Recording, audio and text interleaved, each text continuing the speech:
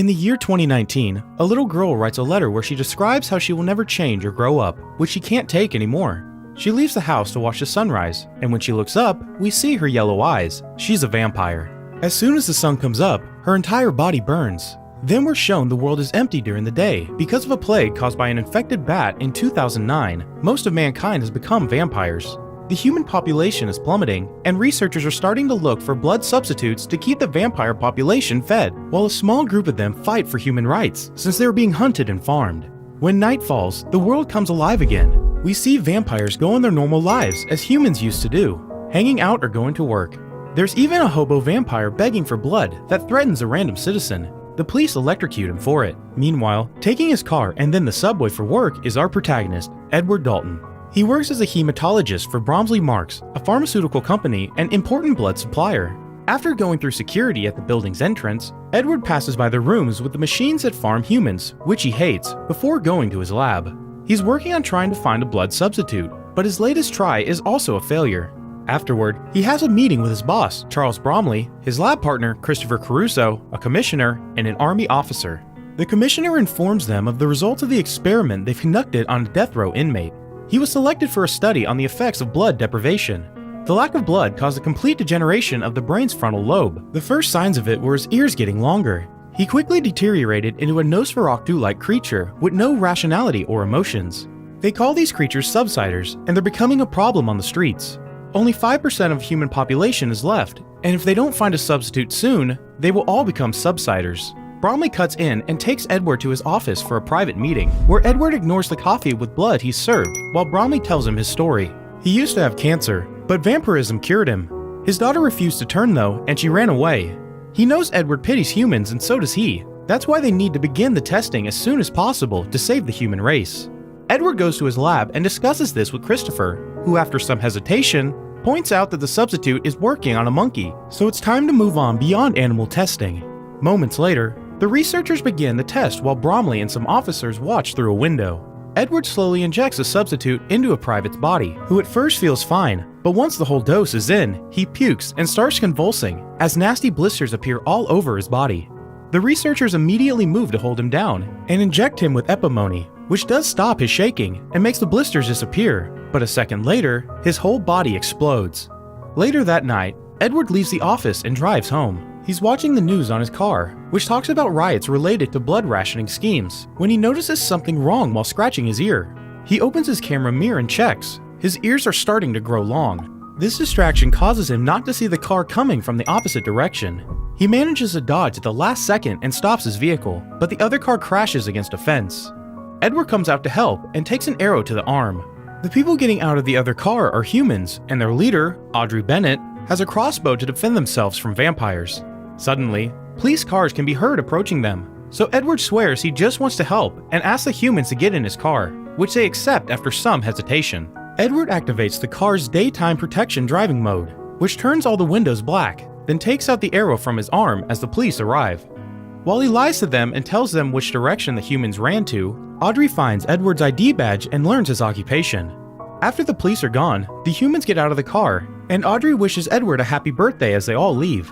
Moments later, Edward is arriving at home, where a community announcement is warning everyone of the oncoming sunrise. Once he makes it to his house, he has dinner and starts taking care of his plants, when he suddenly receives a visit from his brother, Frankie Dalton, who he hasn't seen in months because he joined the army. Frankie comments on the lack of birthday party, to which Edward replies that he's turned 35 10 times already, but Frankie doesn't care. He thinks that they must celebrate, and for that, he brought an expensive bottle of 100% pure human blood.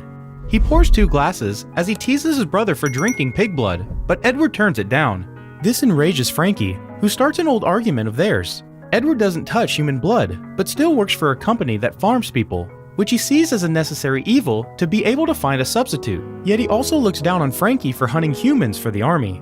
Edward suddenly grabs the blood bottle and starts pouring it down the drain, but Frankie takes it from him and smashes it against the wall before trying to leave. He can't, however, because a subsider gets in his way. The creature enters the kitchen and starts licking the blood off the walls, then moves onto the glass on the table. Frankie grabs a knife from the holder, which startles the subsider and makes it push him against the wall. He falls on a glass table and loses consciousness for a few seconds. The subsider moves towards Edward next, and he keeps it at bay with a stool while calling out his brother's name. Frankie wakes up and retrieves the knife. Together, the brothers try to attack the subsider, but it jumps away to hang from the ceiling. This allows Frankie to slash at it a few times before decapitating it. Moments later, the police arrive to take the case, commenting on the fact that the subsiders are in the suburbs now. One of the officers finds a ring on the creature, which makes Edward realize it was a local gardener. She also finds self-inflicted wounds. Feeding on themselves speeds up the mutation. The next morning, Edward is woken up by a security alert. He goes to check, and when turning on the lights, he finds Audrey pointing a crossbow at him. She tells him that they've been looking for vampires they can trust, and that they need his help to find another way besides the substitute. She also gives him a sheet of paper with a map on it.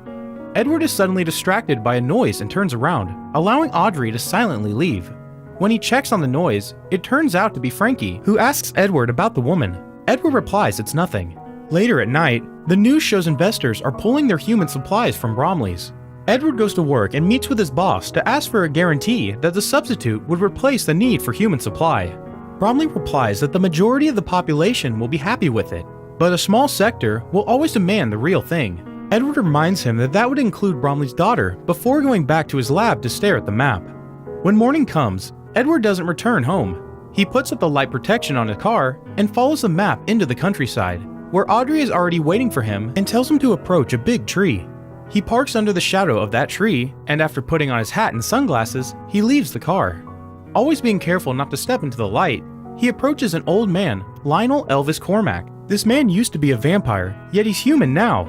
Edward wants to know how, but they're interrupted by Audrey coming closer, held at gunpoint by Frankie. Edward wants to stop him, but Frankie won't listen, and army backup is already arriving. Audrey pushes Frankie into the sunlight and joins the men. They take Edward's car because the soldiers have already opened fire and destroyed Lionel's vehicle. They are chased and shot at as they drive away, which creates holes in the car's dark protection. At first, Audrey manages to cover them with her hands, but they become too many and the camera is shot as well, so Edward can't see ahead.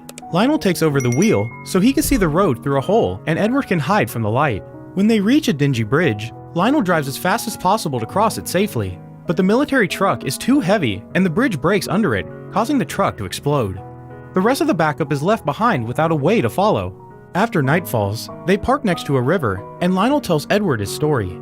He used to work on daylight modifications for cars and had one of the first shops in town that made them. Daylight driving is amazing because there are no other people around, but it can also be dangerous for the driver. That's what happened to Lionel. He wasn't feeling well because he hadn't fed, so he accidentally crashed the car against the river fence. The crash ejected him from the car, and he caught on fire before falling into the river. When he came out of the river, he was human again. Lionel and Audrey want Edward to recreate these conditions safely. Back at the company, Bromley's staring at some pictures of his daughter when Frankie arrives to see him. Bromley congratulates him on having reported what happened and tells him that if Edward returns immediately, no formal charges will be laid. Frankie accepts to do anything Bromley asks of him. Meanwhile, Edward and the humans are back in his car, driving to their safe house.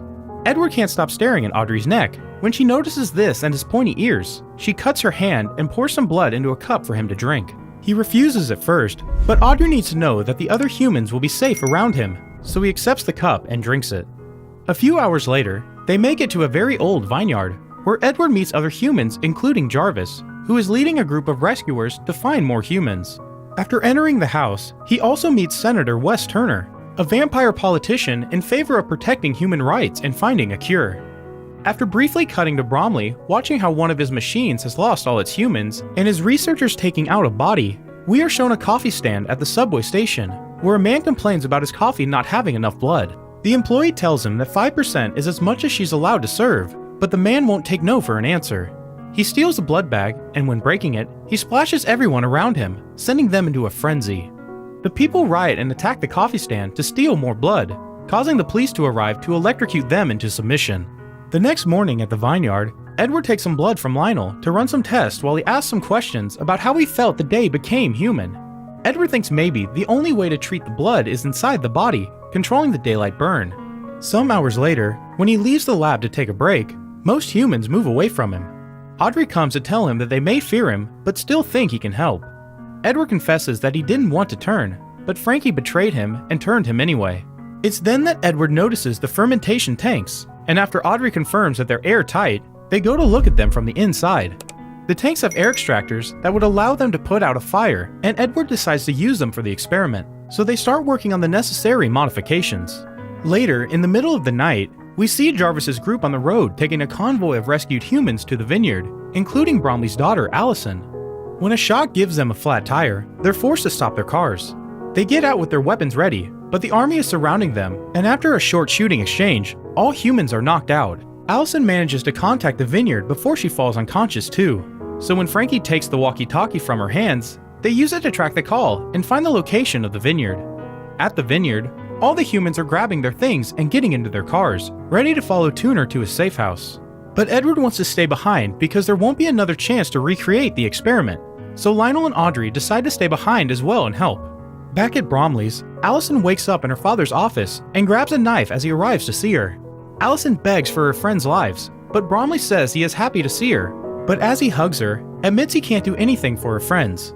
Allison pushes him away and runs to the door, but she's knocked out by a soldier as Bromley realizes his daughter has stabbed him. When morning comes to the vineyard, the experiment is ready to start. Audrey will watch the monitors while Lionel will stay in the tank with Edward, who has the heart monitor connected to his chest and is covered by a wet blanket. The process is simple. They open a hole in the tank to let the sunlight burn Edward. Then they use the air extractor to turn off the fire. The first 2 tries are a failure, but they let Edward burn long enough for the third, and this time it works. Edward manages to become human again. Their happiness is interrupted by the army arriving to raid the place, but they avoid getting caught by hiding in a wine barrel. We cut to the company again, when Frankie is visiting Bromley, who is being treated for his wound. Bromley asks Frankie to do something for him, and Frankie leaves the room to see Allison in her cell. She still doesn't want to be turned, but Frankie goes ahead and bites her anyway. Back in the vineyard, the trio leaves the hiding spot after making sure it's safe. Edward goes outside and is amazed by the sunlight touching his skin without burning, while Lionel retrieves an old car of his. Meanwhile, in the company, Bromley sees how all of his machines are empty now before checking on his daughter, who is not drinking her blood rations. Bromley enters the cell and discovers she's biting herself, which will mutate her. She attacks her dad and blames him for everything before she's taken away. After the military imposes martial law so that they can freely fight the subsiders on the streets, we cut to Edward, Audrey, and Lionel, who are arriving at Tuner's cabin, only to find all the humans dead. Audrey is starting to lose hope, but Edward says he knows someone that can help. After briefly cutting to Christopher achieving a breakout at the lab, we're shown how the military is dragging the subsiders out in the sunlight for execution. Allison is among them, and watching her die makes Frankie reconsider his position. Later at night, Christopher returns to his house, where he finds the trio waiting for him. Edward tells him that he has a cure, which is better than the substitute, and asks for his help to recreate the experiment. Their talk is interrupted by the phone ringing, so Christopher leaves the room to take the call. When he takes too long to come back, they get suspicious, so Audrey goes and finds him while Edward and Lionel check his code. Turns out Christopher has left his cell phone open on a call all this time, and now everyone at the company knows where they are. The army suddenly arrives, and Audrey is knocked out and captured, but Lionel and Edward manage to escape using the subwalk tunnels. They decide to hide in an old abandoned garage, where they are attacked by a subsider. Frankie arrives then and shoots the creature before noticing his brother has become human, making him confess he only turned him because he didn't want to see him die. He admits he made a mistake and now he wants to help, but when Lionel comes closer, his thirst gets the better of him and he jumps on the human to bite him. Edward grabs him and pushes him off Lionel. He's ready to shoot his brother but stops himself when he notices something. Moments later, we see Edward willingly enter the company building, setting off the alarms with his human condition. Security catches him and takes him to Bromley's office, who currently has Audrey bleeding on a chair and is drinking her blood. Edward tells him he regrets everything and wants to be a vampire again, upsetting Audrey with his betrayal. Bromley shows him that they finally found a substitute so he doesn't need Edward anymore, and he calls him a coward. Edward says Bromley is a coward too, because he couldn't turn his own daughter. Furious, Bromley bites Edward, but Edward doesn't mind. In fact, this has been his plan all along. Bromley starts transforming into a human, and as Edward remembers how Frankie turned as well, he explains drinking treated vampire blood is the cure. Bromley presses an alarm to call for security, and we cut to see a bunch of army trucks arriving at the parking lot. When the soldiers leave their vehicles and approach the elevator, the doors open to reveal Bromley tied to a chair, causing the vampires to go into a frenzy and feed on him. Meanwhile, Aubrey and Edward, now armed with weapons he's found around, go downstairs and are about to leave the building when more soldiers arrive to block their way. The glass doors suddenly shatter when Frankie drives Lionel's car inside, hitting all the soldiers to save his brother. But backup immediately arrives, and now they're surrounded. Frankie tells Edward to go before sacrificing himself, allowing all the soldiers to jump on him and eat him. Edward doesn't have time to grieve his death because a security guard has taken Audrey and he must rescue her. He follows them to a security room when, after some struggling, Edward manages to kill 2 vampire guards and help Audrey kill the 3rd. Then they watch on the security cameras how the soldiers that fed on Frankie became human, and the other vampire soldiers are now attacking them as well. A feeding massacre occurs, and by the time Edward and Audrey come back to the lobby, only a handful of human soldiers are left standing. Christopher shows up and then shoots a couple of soldiers, claiming there can't be a cure. He's about to shoot them too when an arrow hits his chest and kills him. It came from Lionel, who's arrived to help. Audrey gives him a hug while Edward watches his brother's body and the light of the rising sun slowly make its way inside. The movie ends with the trio leaving in Lionel's car, while Edward tells us that they now have the cure, and they can change everyone back. It's not too late.